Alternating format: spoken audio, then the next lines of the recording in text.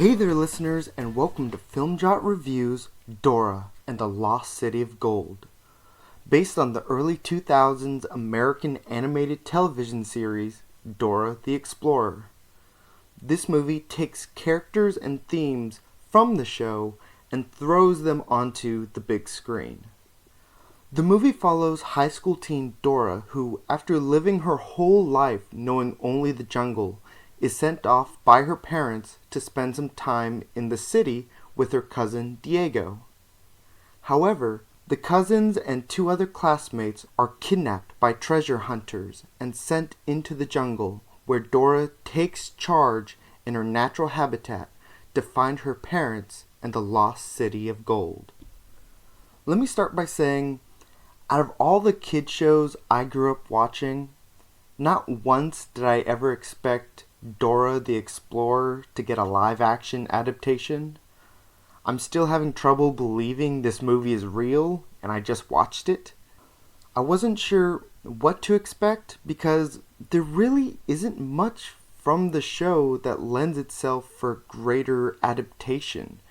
And the content of this film proves that the writers weren't sure what to do themselves.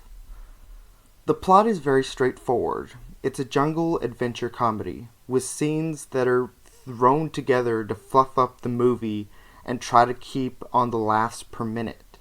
But it's also simplified and cringy and oddly paced that no adult is really having a good time, but I don't think kids care enough about what's going on with all these random two-dimensional side characters for them to even like most of this movie. This movie just feels like a studio-forced film. Nickelodeon was looking to make a movie with a brand name character, so they just picked two writers who usually get the scraps of any movie that isn't likely to do well, with a director who does it because he can and it's just a check but doesn't give a damn about the actual movie he's making. There's no love or care going into this movie. It's just a job for most of these people behind the camera. The characters are there for reaction only, with performances that are cringy as hell.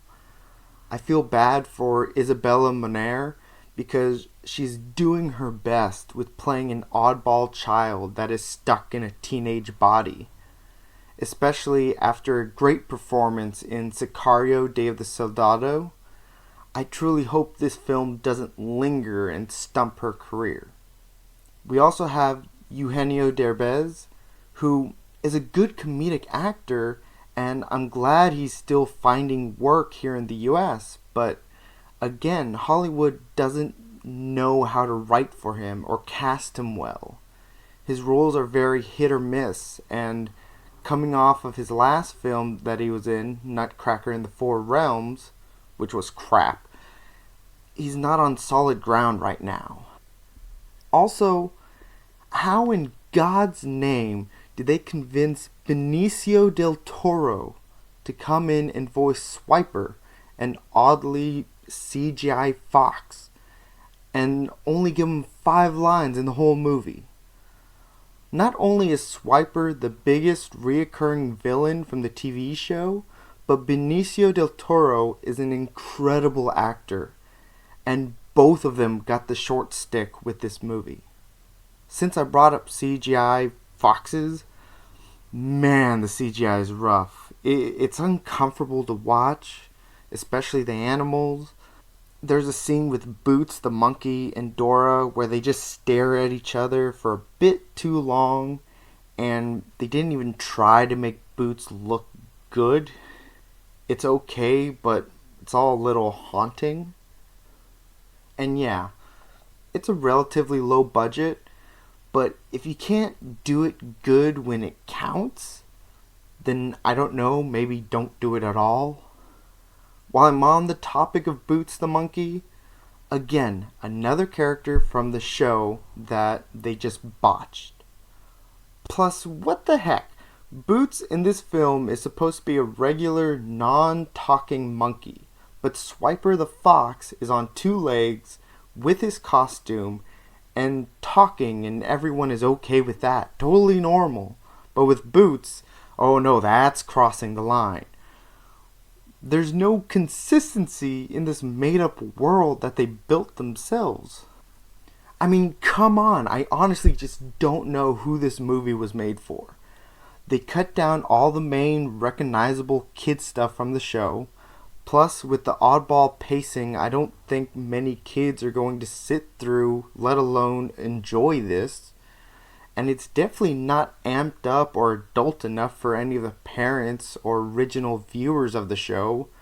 So, who did they hope would show up to enjoy this darn thing? The better live-action version of this character is on YouTube in a 3-part short video series made by the channel College Humor that at least had a vision and knew what audience they were playing for. It wasn't great, but it was better and shorter than this hour and 40-minute dumpster fire. Overall, I really enjoyed this movie. Wait, no. I meant to say, I despise this film. I'm not looking forward to watching this on repeat in hell, and it's a bastardization of my childhood. I do not recommend ever at any time. And there we have it. Dora and the disappointment of the year. Lost City of Gold. Let me know that you will avoid this film over on Twitter at FilmJot or Instagram at film_jot. And a quick shout out to my little sister who was kind enough to buy me snacks for my movie outings. But I'm sorry that they ruined your role model. Thanks again to anyone for listening, and until next time, this is FilmJot. Stay friendly, you guys.